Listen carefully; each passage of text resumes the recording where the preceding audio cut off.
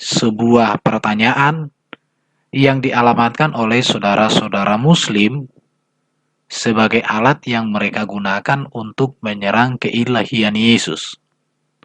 Pada sesi ini, saya terbeban untuk membahas topik ini supaya kita, orang Kristen, bisa mempertanggungjawabkan ajaran iman kita kepada mereka yang sering membuat pertanyaan-pertanyaan yang lucu terhadap Alkitab.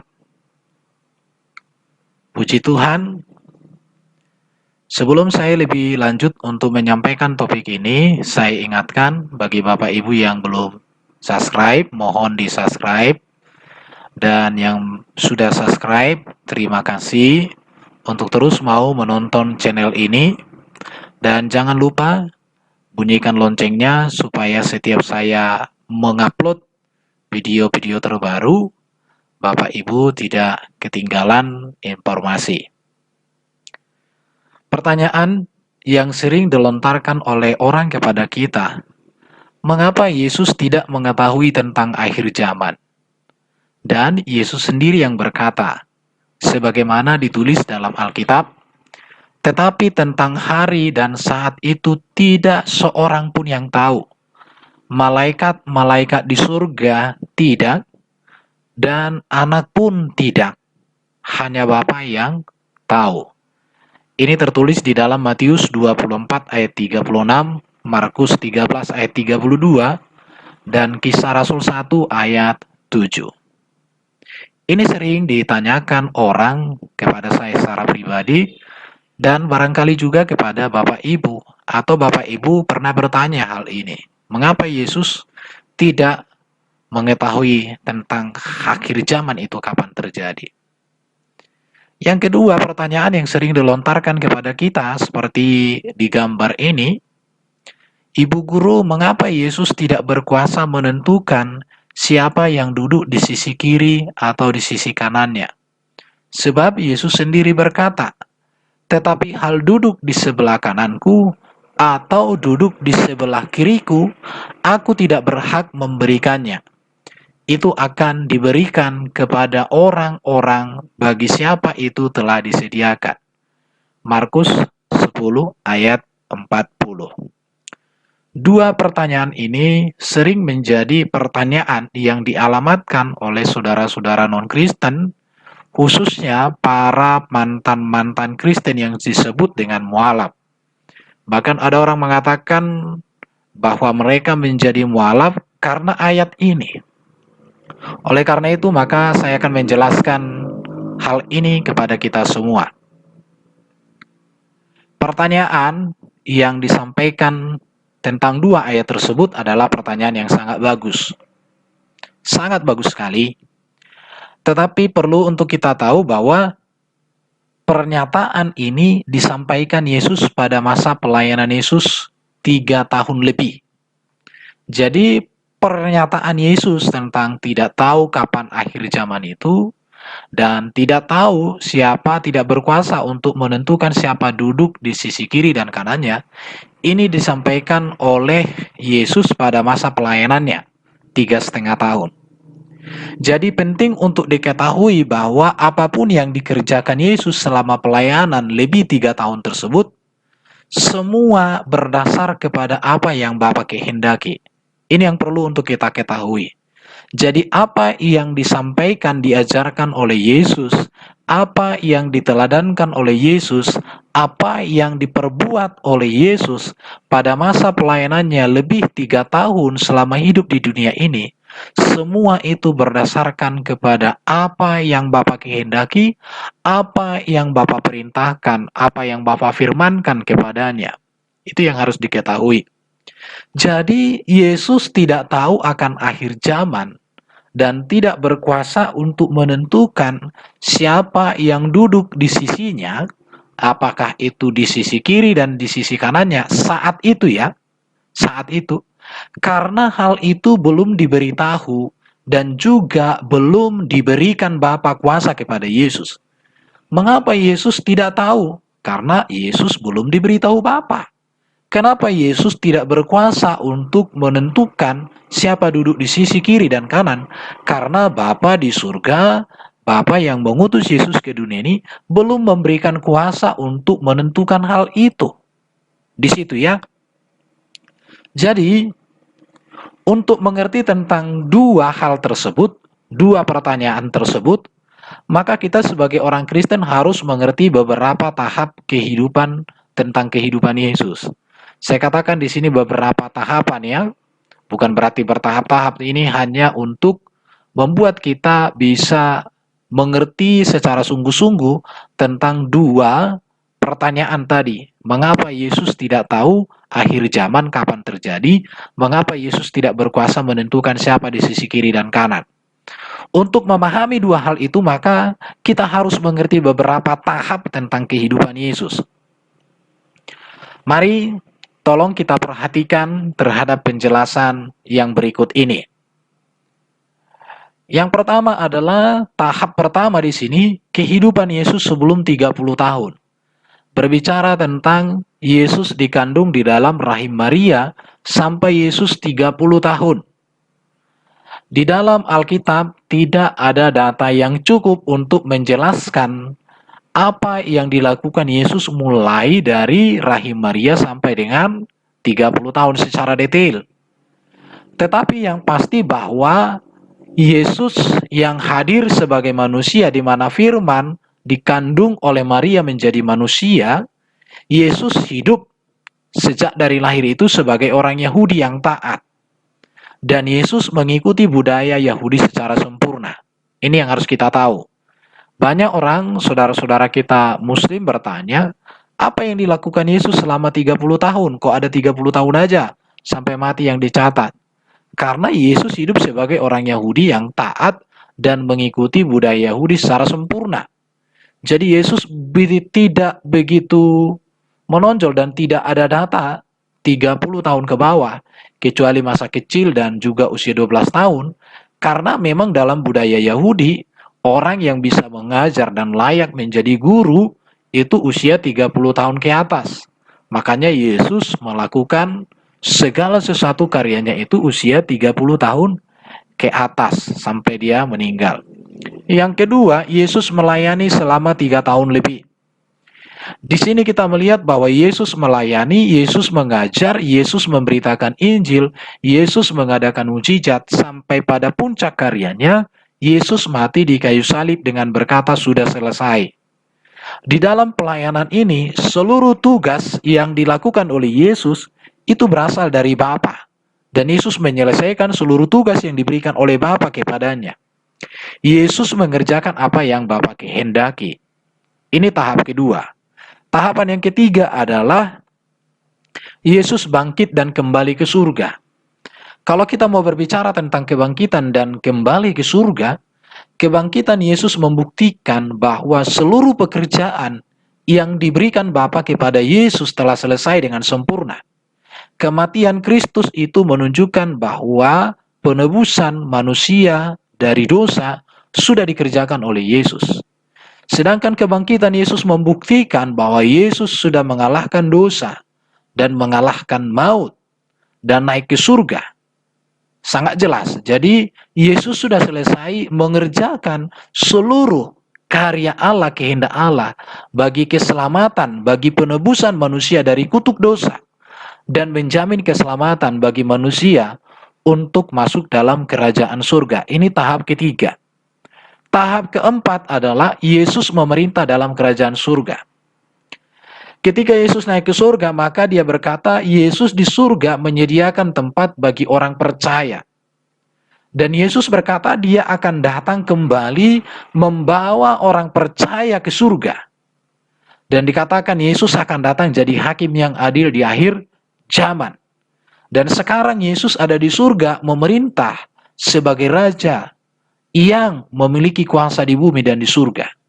Jadi empat tahap ini harus kita mengerti dulu supaya kita tidak keliru memahami tentang dua pertanyaan tadi. Mengapa Yesus tidak tahu akhir zaman terjadi kapan dan mengapa Yesus tidak berkuasa menentukan siapa yang duduk di sisi kiri dan di sisi kanannya.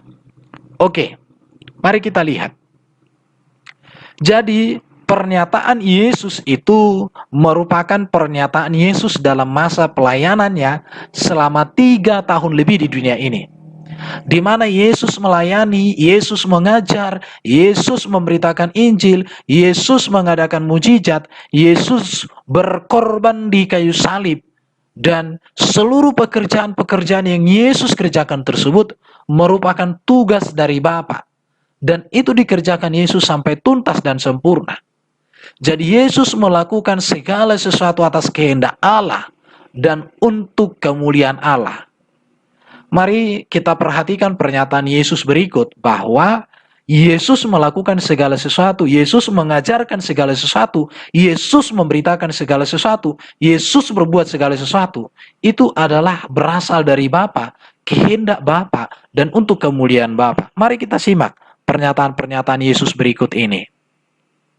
Di sini saya menunjukkan bahwa bukti-bukti bahwa Yesus melakukan segala sesuatu atas kehendak Allah dan untuk kemuliaan Allah. Yesus melakukan bukan atas kehendak dirinya dan bukan untuk tujuan dirinya, tetapi atas kehendak Allah dan untuk kemuliaan Allah Bapa di surga.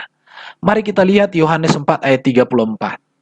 Makananku ialah melakukan kehendak Dia yang mengutus aku dan menyelesaikan pekerjaannya. Di sini Yesus memakai makananku. Artinya Yesus hidup untuk melakukan kehendak Bapa yang mengutus dan menyelesaikan seluruh pekerjaan. Baru dikatakan Yohanes 6 ayat 38. Aku telah turun dari surga bukan untuk melakukan kehendakku, tetapi untuk melakukan kehendak Dia yang telah mengutus aku. Jadi Yesus diutus oleh Bapa, diutus oleh Allah ke dunia ini untuk melakukan kehendak Bapa. Sangat jelas di sini ya. Kita lihat lagi ayat berikut, pernyataan-pernyataan Yesus yang membuktikan bahwa Yesus melakukan segala sesuatu atas kehendak Bapa untuk kemuliaan Allah, bukan dari dirinya sendiri. Dikatakan oleh Yesus dalam Yohanes 10 ayat 37, "Jikalau aku tidak melakukan pekerjaan-pekerjaan Bapa-Ku, janganlah percaya kepada-Ku." Artinya di sini Yesus melakukan semua pekerjaan-pekerjaan, yaitu pekerjaan Bapa. Sangat jelas ya. Mari kita lihat ayat berikut. Aku mengasihi Bapa dan bahwa aku melakukan segala sesuatu seperti yang diperintahkan Bapa kepadaku. Yohanes 14 ayat 31. Jadi segala sesuatu yang Yesus katakan, segala sesuatu yang Yesus perbuat, segala sesuatu yang Yesus lakukan, baik mujizat, pengajaran, dan teladan, penggenapan semua firman Allah, hukum Taurat di sana, semua itu karena Yesus mengasihi Bapa dan Yesus melakukan segala sesuatu tepat seperti yang diperintahkan oleh Bapa kepadanya. Mari kita lihat ayat-ayat berikut. Yohanes 17 ayat 4. Aku telah mempermuliakan engkau di bumi dengan jalan menyelesaikan pekerjaan yang engkau berikan kepadaku untuk melakukannya. Jadi Yesus melakukan segala sesuatu memuliakan Bapa, menyelesaikan segala sesuatu yang Bapa berikan kepadanya. Jadi sangat jelas di sini bahwa Yesus melakukan segala sesuatu atas kehendak Allah dan untuk kemuliaan Allah. Dan Yesus, firman yang kekal di dalam diri Allah, diutus Allah ke dunia, hadir sebagai manusia untuk kemuliaan Allah, untuk melakukan kehendak Allah. Penyelamatan, penebusan, menjamin kerajaan surga, memberikan teladan etika dan moral, ajaran yang sempurna, itu semua dilakukan oleh Yesus atas kehendak Allah dan untuk kemuliaan Allah. Jadi, berdasarkan pernyataan-pernyataan Yesus tersebut, sangat jelaslah bahwa Yesus tidak mengetahui kapan hari akhir zaman karena Bapa belum memberitahukan kepada Yesus. Karena Yesus pasti memberitahukan kalau Bapa sudah memberitahukan kepadanya. Yesus pasti mengajarkan hal itu kalau Bapa sudah memberitahukan. Karena Yesus mengatakan, apa yang kukatakan itu dari Bapa, apa yang kulakukan itu dari Bapa, apa yang kukerjakan itu dari Bapa untuk kemuliaan Bapakku. Yesus tidak berkuasa menentukan siapa duduk di sisinya karena Bapa belum memberikan kuasa itu kepadanya. Jadi belum diberikan kuasa itu. Ya tidak mungkin Yesus mengatakan aku bisa menentukan kalau Bapa belum. Justru di sini kita melihat ketaatan Yesus yang sempurna kepada Bapa. Ketaatan Yesus yang sempurna kepada Allah yang mengutusnya. Maka kita melihat Yesus sempurna kepada Bapa yang mengutusnya. Tetapi di sini jangan salah memahami, berarti Yesus itu hanya utusan. Jangan lupakan bahwa Yesus firman yang kekal di dalam diri Allah diutus datang ke dunia ini menjadi manusia. Jadi utusan kepada Yesus jangan pahami seperti utusan kepada para nabi. Beda sekali ya. Jangan salah tanggap, jangan terjebak hal itu. Jelas Bapak Ibu yang dikasihi Tuhan? Oke. Mungkin jadi ada pertanyaan, Ibu Guru, Pak, bagaimana setelah Yesus selesai melakukan kehendak Bapa? Dan Yesus sekarang sudah naik ke surga. Apakah Yesus tetap tidak mengetahui akhir zaman dan tidak berkuasa menentukan siapa yang duduk di sisinya? Bagaimana dengan pertanyaan ini? Bagaimana setelah Yesus selesai melakukan kehendak Bapa dan ia naik ke surga? Apakah Yesus tetap tidak mengetahui akhir zaman dan tidak berkuasa menentukan siapa yang duduk di sisinya? Ini pertanyaan yang sangat bagus. Itulah sebabnya tadi saya katakan memberitahukan kepada kita semua bahwa untuk mengerti dua ayat yang kita bahas ini harus mengerti tahapan kehidupan Yesus. Nah, begini. Setelah Yesus selesai melakukan seluruh kehendak Allah, menggenapi hukum Taurat, hukum kurban-kurban sudah disempurnakan oleh Yesus, memberikan teladan etika, ajaran kasih dan semua secara sempurna, mengadakan mujizat, mengadakan penebusan di kayu palang, di kayu salib, mengadakan keselamatan lewat kematian dan kebangkitan dan naik surga. Maka Allah memberikan kuasa penuh kepada Yesus. Jadi, Yesus tidak mengetahui akhir zaman karena Bapa belum memberitahukan. Yesus tidak berkuasa menentukan siapa di sisi kanannya karena memang itu disampaikan Yesus pada masa pelayanannya di bumi. Tetapi setelah pelayanan pekerjaan Yesus sudah selesai dia kerjakan apa yang dikehendaki Bapa, maka Bapa Allah itu memberikan kuasa penuh kepada Yesus. Kok bisa begitu? Yesus sendiri yang mengatakan, mari kita melihat data-data Alkitab yang menegaskan bahwa setelah Yesus selesai mengerjakan segala sesuatu, makanya Yesus berkata di kayu salib, sudah selesai. Setelah selesai semua karya penebusan, karya keselamatan, karya pengampunan dosa, dan segala teladan etika dan moral yang sempurna dikerjakan oleh Yesus bagi manusia, maka Allah memberikan kuasa penuh kepada Yesus. Mari kita lihat data-data berikut ini. Dikatakan begini, kita mulai dari Yohanes 14 ayat 3. Dan apabila aku telah pergi ke situ, dan telah menyediakan tempat bagimu, aku akan datang kembali, dan membawa kamu ke tempatku, supaya di tempat di mana aku berada, kamu pun berada. Dengan kita membaca ayat ini, maka Yesus hendak berkata, setelah dia naik ke surga, maka dia sudah tahu kapan dia akan datang ke dunia ini, dan dia datang membawa orang yang percaya untuk masuk ke dalam kerajaan surga. Jadi Yesus sudah diberikan. Mari akan saya tunjukkan. Yohanes pasal 5 ayat 22, 27 dan 30. Dikatakan Allah telah memberikan kuasa mutlak kepada Yesus untuk menghakimi manusia dan penghakimannya adil adanya. Jika Yesus menjadi hakim yang adil dan kuasa itu sudah diberikan Allah kepada Yesus untuk menghakimi manusia, dan sekarang Yesus sudah di surga, sudah memiliki kuasa itu, maka dia bisa dong menentukan siapa duduk di sisi kiri dan kanan. Sangat jelas ya? Berarti sudah. Baru Yohanes 8 ayat 16. Penghakiman Yesus adil dan benar. Penghakiman Yesus bersama dengan Bapa. Jadi kita melihat bahwa Yesus berkuasa menentukan siapa duduk di sisi kiri dan kanan. Kapan? Setelah Yesus menerima kuasa menjadi hakim yang adil. Karena dikatakan di sini Allah telah memberikan kuasa mutlak kepada Yesus untuk menghakimi manusia dan menghakiminya. Dan penghakiman Yesus itu adil. Sangat jelas. Saya akan tunjukkan Kisah Rasul 10 ayat 42. Yesus telah ditentukan Allah menjadi hakim atas orang hidup dan orang mati. Kapan Yesus ditentukan menjadi hakim atas orang hidup dan yang mati?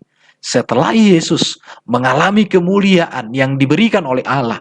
Dan Yesus sekarang di surga menjadi raja di atas segala raja. Dan dia sudah diberikan kuasa menjadi hakim yang adil. Yang kelak dia akan datang di akhir zaman. Jadi sudah berkuasa. Makanya saya katakan bahwa untuk memahami ayat itu kita harus mengerti fase atau tahapan pelayanan Yesus. Kita melihat 2 Timotius 4 ayat 1 dan 8. Yesus Kristus hakim yang adil yang akan menghakimi orang yang hidup dan yang mati dan menentukan pahala mahkota bagi orang yang percaya.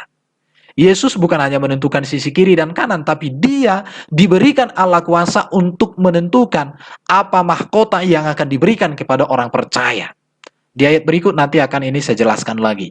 Kita bisa bandingkan ini di dalam 1 Petrus 4 ayat 5. Jadi, Yesus sudah mengetahui akhir zaman. Yesus sudah berkuasa menentukan siapa duduk di sisi kiri dan kanannya. Setelah Yesus selesai mengerjakan seluruh kehendak Bapa dan dia mulia di surga, diberikan kuasa.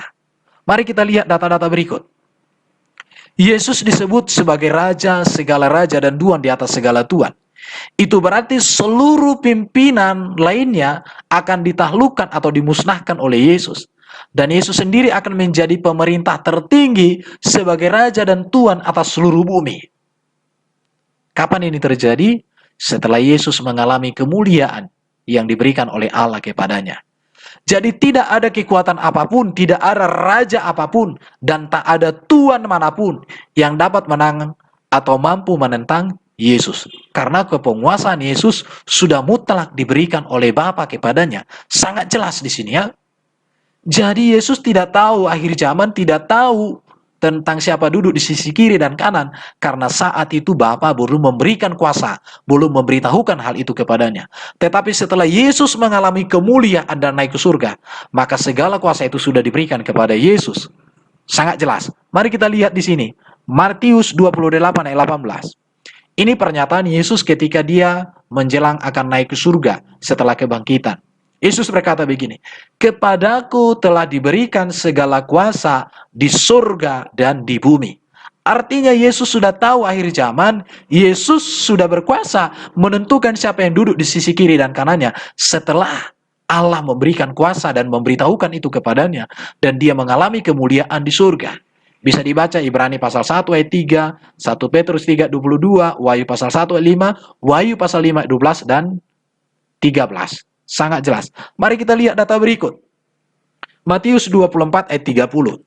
Pada waktu itu akan tampak tanda anak manusia di langit. Dan semua bangsa di bumi akan meratap. Dan mereka akan melihat anak manusia itu datang di awan-awan di langit. Dengan segala kekuasaan dan kemuliaannya. Ini Yesus mengatakan, dia akan datang di langit. Dan semua manusia akan melihat kekuasaan dan kemuliaan yang Allah berikan, yang Bapa berikan kepada Yesus. Jadi ada perbedaan antara Yesus telah mengalami kemuliaan dengan Yesus sebelum menyelesaikan semua pekerjaannya. Jadi kita melihat di sini ketaatan yang sempurna dari Yesus dalam pelayanannya kepada Bapa. Jadi seluruh karya Yesus ini adalah kehendak Bapa. Maka siapa yang menolak karya Yesus, siapa yang menolak ajaran Yesus, siapa yang tidak percaya kepada Yesus pasti binasa. Pasti masuk neraka. Kenapa? Karena seluruh karya Yesus adalah Allah yang memberikan otoritas itu kepadanya. Maka siapa yang menolak Yesus sama dengan menentang Allah yang memberikan kuasa itu kepadanya. Siapa yang meragukan Yesus sama dengan meragukan Allah yang memberikan kuasa itu kepadanya. Karena kepada Yesus sudah berikan kuasa itu. Jadi sekarang Yesus tahu siapa, kapan akhir zaman. Sekarang Yesus berkuasa menentukan siapa duduk di sisi kiri dan kanannya.